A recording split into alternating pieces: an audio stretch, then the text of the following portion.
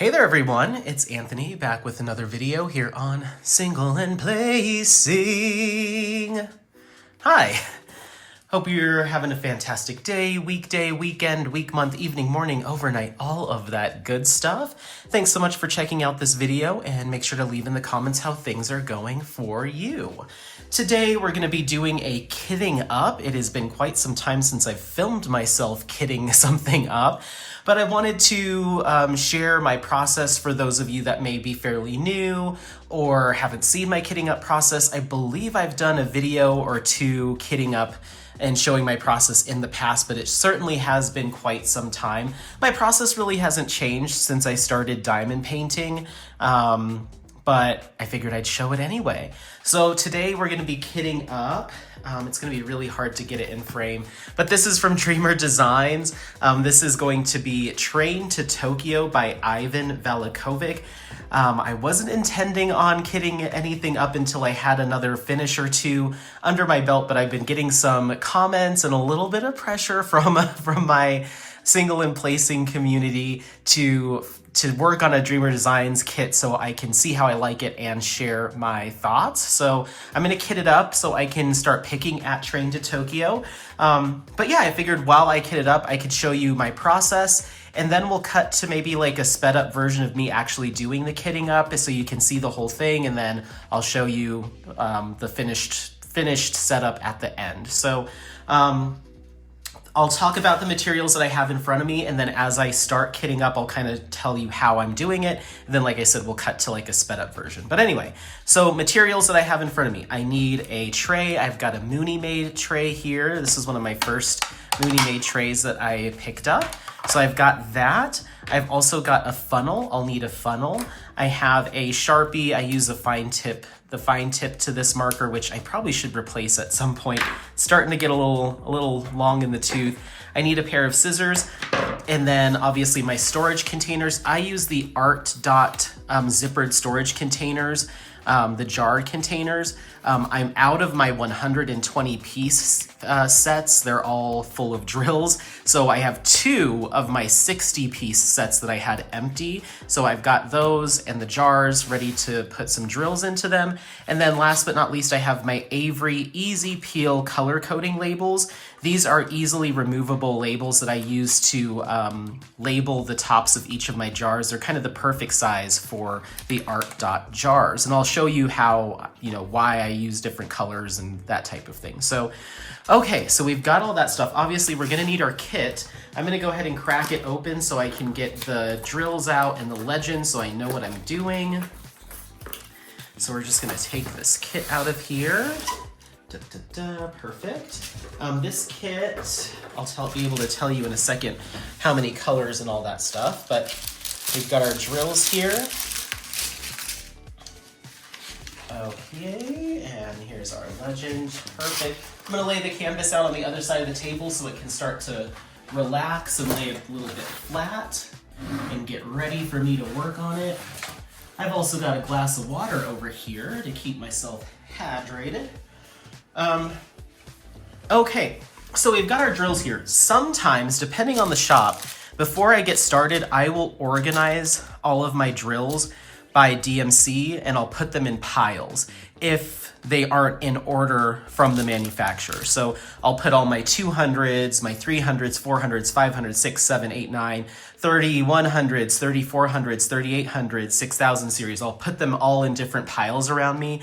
And then when I get to that series, be it 200s, and I'll grab the 200 pile, sort them by the actual DMC, and then start working them up. So I always kit up in accordance with the legend by DMC order, which most shops are always going to put their stuff in DMC order. Now, the weird thing that I do that a lot of people don't do is I don't take the individually cut stickers off this legend. I use this as I'm diamond painting as my reference, as opposed to trying to look at the legend on the canvas or anything like that. So this stays intact. But what I do is, you can see here, the drills are also numbered 1, 2, 3 through 69 colors. So that's what I kit up with, is that number. So when I look at my canvas and I'm like, okay, I'm working on the letter E, that's gonna be container 58, number 58. So that's how I do it. I don't look at DMCs, I just match the symbol with the serial number and pull that jar. That's what makes sense to me. I've tried using the stickers off the sticker sheet and then searching for my my drills based off of the symbol. So I'm like, okay, I need symbol U, and then I'm looking through looking for the U.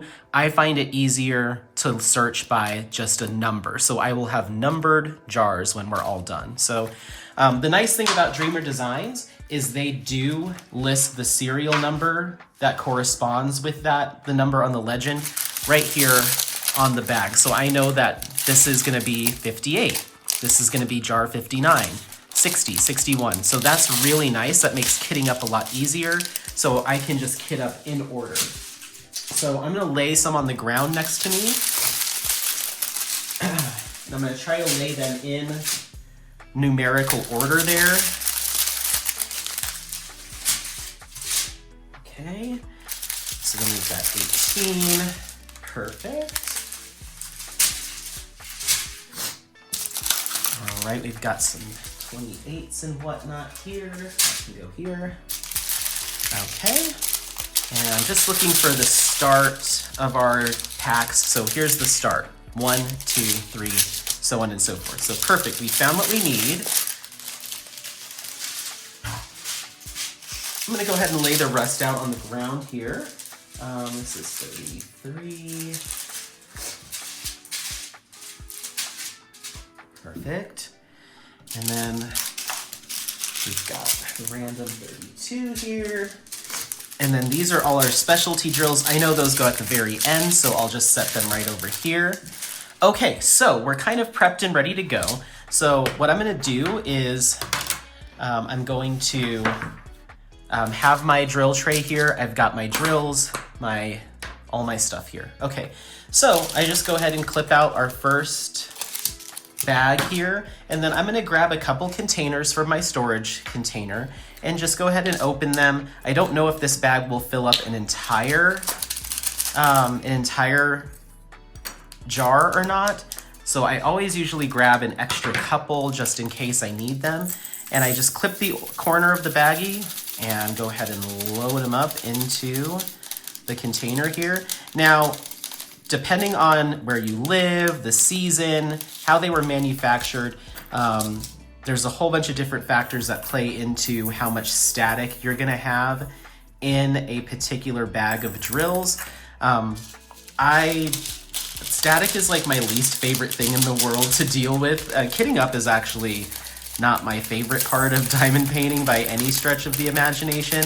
But if the static tends to get really bad, then I will grab a dryer sheet and I'll usually pour all the drills into the tray without the jars, put a dryer sheet in the tray, and then I'll close it up. So I would put all those into the tray, close it up with a dryer sheet, close it, make sure it's got the lid and stopper, give it a good shake, and then dispense those into the jar. The other thing I tend to do is, you can see there's just a little handful of drills in this jar. I could go grab a dryer sheet and de-staticify those and try to cram them all into one jar. But for the sake of time, I usually just grab an extra jar, put those little bits in there, and then once I start working on the canvas, I'll use up these, and then I'll be good. I'll be back down to one. So it's up to you, or for me personally, it's just dependent on how much time I'm willing to invest in it, if I'm willing to go through all that. But most of the time I'm like, I'm just gonna grab a second jar, just dump them in there. As long as I have enough storage for extra containers, then I'll do it. I don't mind it. So for now, I'm just gonna use a second container for this color. Then the next step is I'm gonna go ahead and grab my Avery stickers. So I've got my sticker sheet here. And since this is serial number 1, I'm gonna start, I go across, so red, green, yellow, blue. So these are 2 of the same color. They're gonna both be number 1. So I'm gonna do 2 1s on my red stickers. So that lets me know that both of these jars are for serial number or sequence number 1. So there we go, and I just pop those into the container at the start. I could use stickers that are all the same color, all white or all green or all yellow. That doesn't matter. I mean, it doesn't technically matter. The most important part is the fact that they are numbered. But for whatever reason in my head, when I'm taking out jars from this tray here, I like having the different colors create separation between the 1, 2, 3, 4, 5. It's just a mental reminder of the jar goes back with the rest of the blues right there in that empty space. Just in case I accidentally place it in the wrong spot, if I have other drill containers out, it just helps me to remember the visual of the colors for some reason, helps me to denote, okay, it goes back in that spot. So again, we've got serial number 2 here. So I'm gonna grab 2 of my jars just in case I need them. I'm gonna go ahead and clip the corner of that bag and boop, boop, boop, boop, boop. It looks like I won't need a second container for this one. Awesome. Okay, cool. So we just had 1 container for 2, and then I'm gonna go ahead and write on my green sticker 2. Again, the whole color coding thing is more of maybe an OCD part of how I do this. You could be fine using all white stickers, you know, if you're good at looking at, okay, am I putting the 2 back in the 2 spot or did I accidentally put it somewhere else? As long as you're fine with putting them back in the container, it's totally fine. And honestly, I probably could be too. It's just this little extra step that I don't know, I just do it. So now we have number 3 here, placing that. And I always do it over a tray just in case I have overflow or I accidentally spill. Ideally, they'll get caught in the tray. So then we put 3 on the yellow because that's our next color code. Boom, 3, and then 4. Grab a couple jars here just to make sure.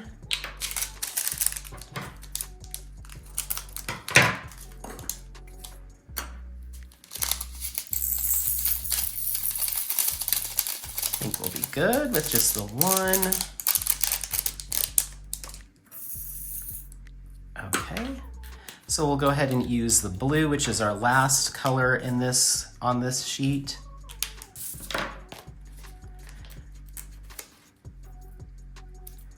Okay, and then we get to 5. Come on, little drills. This one's gonna be a little staticky, it seems. Let's see.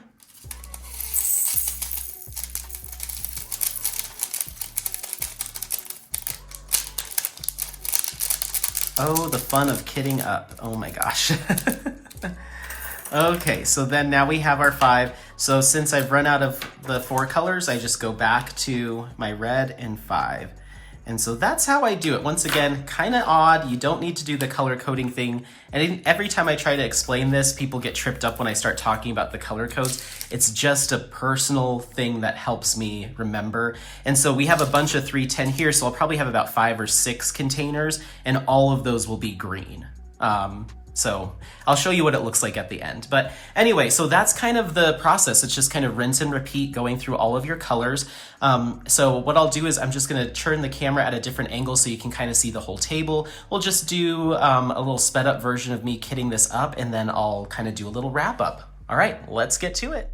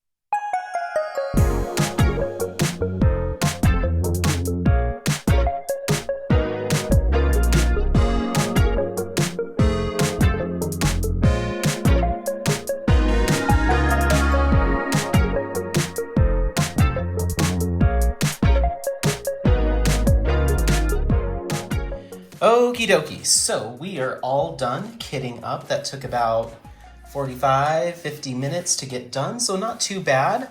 For this particular kit, the static was minimal to moderate, not too bad. I didn't have to get any dryer sheets or anything.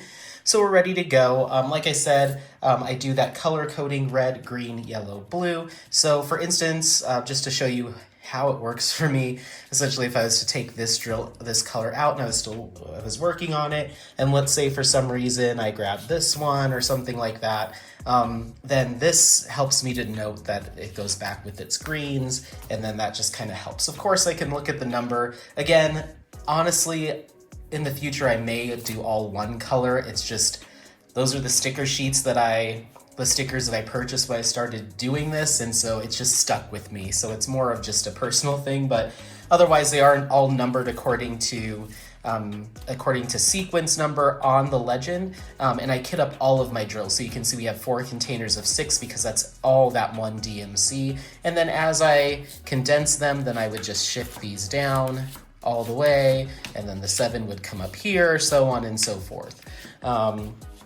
And so that's kind of how I work them up. The other little thing that I do have 2 containers here at the end labeled T and R. T is for trash. So after I'm done with the diamond painting session, I'll put all of my trash in here. You can see there's just a few from kitting up, just a few little bits and bobs that I found. And then R is for random. So if I find a stray drill after I'm done diamond painting, or even after I'm done kitting up, if I find a couple drills that got loose as I was kitting up, I put them in the R. That way if I run out of the color, I can pick through here and see if I can find the right color. We've got 3 little drills that went astray while I was kitting up. So as I'm diamond painting, if I'm like, ooh, well, how did that show up on the other side of the table? I'll just pop it in here. So yeah, that's how I kit up. In my little zippered storage thing, I'll have my legend right here, so I can have that handy. And that's it. That's how I kit up. So that is the kitting up of Train to Tokyo by Ivan Valachovic. It's a 60 by 80 centimeter square drill canvas. We've got 69 colors, 2 crystals, and 1, 2, 3, 4, 5 ABs. So yeah, hope that gives you kind of a rundown of how I kit up. Let me know if you have any questions, comments. Let me know how you kit up. Otherwise, don't forget to like, subscribe, share this content with friends, family members, anyone that you think might take some value out of it. Happy placing. We'll see you next time. Bye. Bye.